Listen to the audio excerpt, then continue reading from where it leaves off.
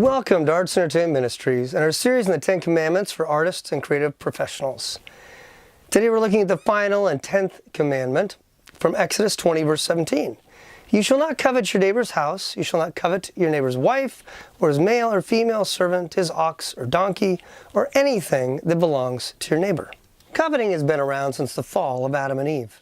We're all tempted to compare ourselves with others, to become jealous of their possessions and their accomplishments. What do you do when an old classmate or friend suddenly finds great success and you're still struggling? From the very beginning of our ministry in New York and then in LA, we've seen people struggle with this over and over. A classmate from NYU or USC becomes a star, and you're still living with 3 roommates and struggling barely to make rent.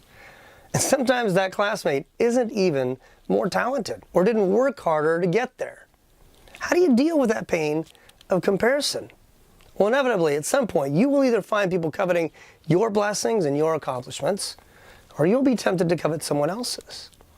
Now, to illustrate coveting, one of the best examples of coveting comes from the movie Amadeus. And this is when the court composer Antonio Salieri becomes overwhelmed by envy. He's coveting the musical genius and talent of Wolfgang Amadeus Mozart. Now, in this clip, we see the moment where Salieri realizes Mozart is so brilliant. He doesn't need trial and error to create multiple copies of his music before it's perfect. Wolfgang would be frantic if he found those were missing. You see, they're all originals. Originals? Yes, sir. He doesn't make copies.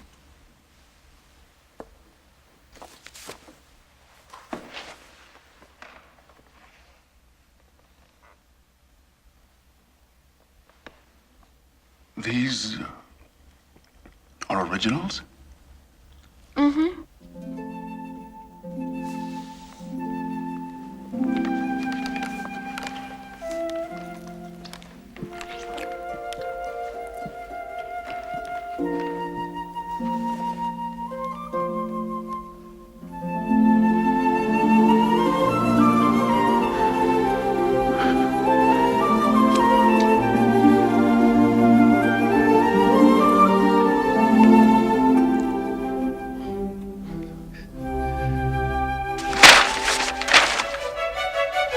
Astounding. It was beyond belief. These were first and only drafts of music. But they showed no corrections of any kind. Not one.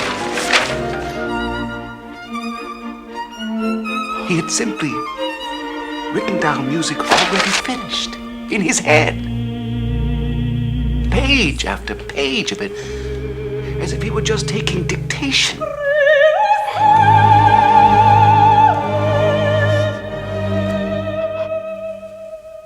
And music. Finished as no music is ever finished. Displace one note, and there would be diminishment. Displace one phrase, and the structure would fall. It was clear to me. That sound I had heard in the Archbishop's palace had been no accident. Here again was the very voice of God.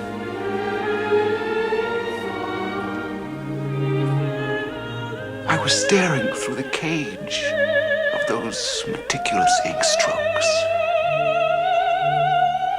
at an absolute beauty.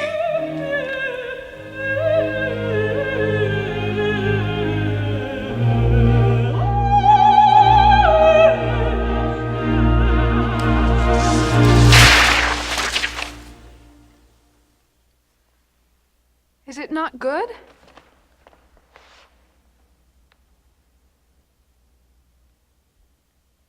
It is miraculous. Oh, yes. He's very proud of his work. So you will help us?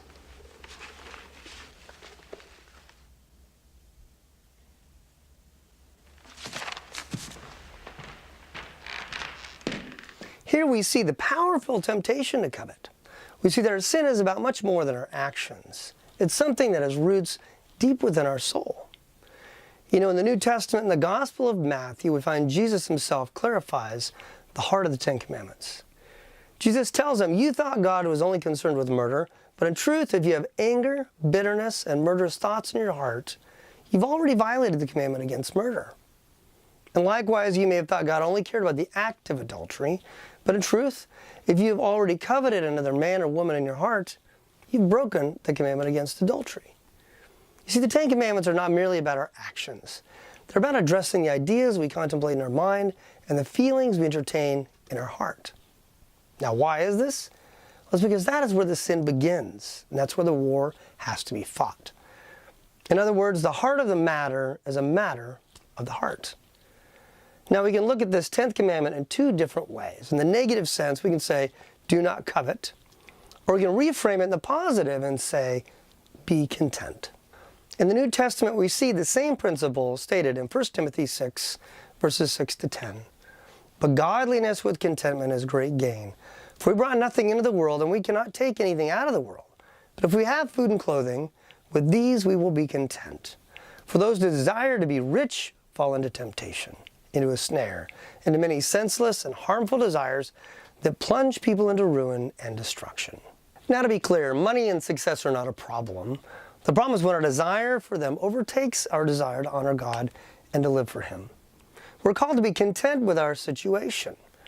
And there are two resources we have for battling covetousness. One is to be grateful for what you have. And two, rejoice in the success of others. In fact, this is one of the simple tests we can do. Examine how you react when others succeed. Are you jealous? Do you covet their accomplishment, or do you celebrate their success? You see, celebrating others pulls up the roots of comparison in your heart. And the more you choose to celebrate others, the more you can and will be free of the toxic poison of coveting. Now, the other tool for resisting covetousness is to develop a grateful heart.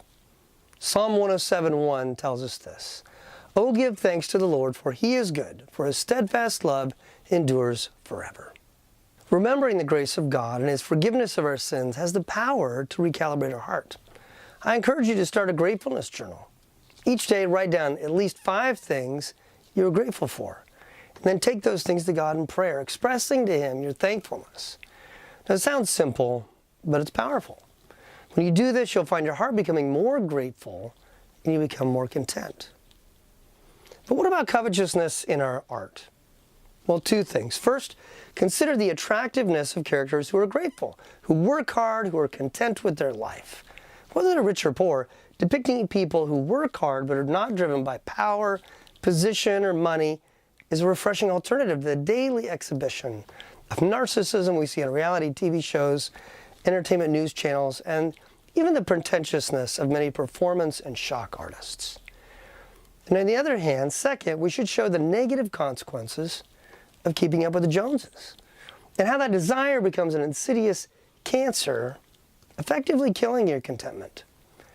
You know, in a world where advertisers tell us all the time, the next iPhone, the newest car is going to change your life, it's hard to turn off these messages and remind ourselves that a grateful heart will help our soul much more than any object or experience our culture is selling.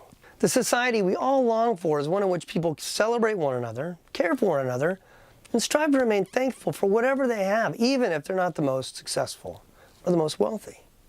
If we want to contribute to making the world a better place, and want to be part of human flourishing, then the ideas of the 10th Commandment, and of all the commandments, should inhabit the art we create as well as the life we live. God promised His people, if you obey these commandments, you'll be blessed. You will be a blessing to others. To live this way is to be a blessing to everyone around us, our patrons, our collaborators, and our audience. In a society where everyone honors these commands, we wouldn't have to worry about gossip or murderers or thieves. It's hard to even imagine how wonderful life could be if we were all gracious to each other and all respectful of one another's property and not coveting. As artists, we want to make the gospel and the love of Christ attractive. So we want to portray these blessings that accompany those who obey the commandments. Then we can begin to see God's plan as something beautiful for our soul and our society. If you enjoyed this video and this series, don't forget to like, click the subscribe button, sign up for our newsletter. If you have any questions or comments, just place those down below, and we look forward to continuing this discussion.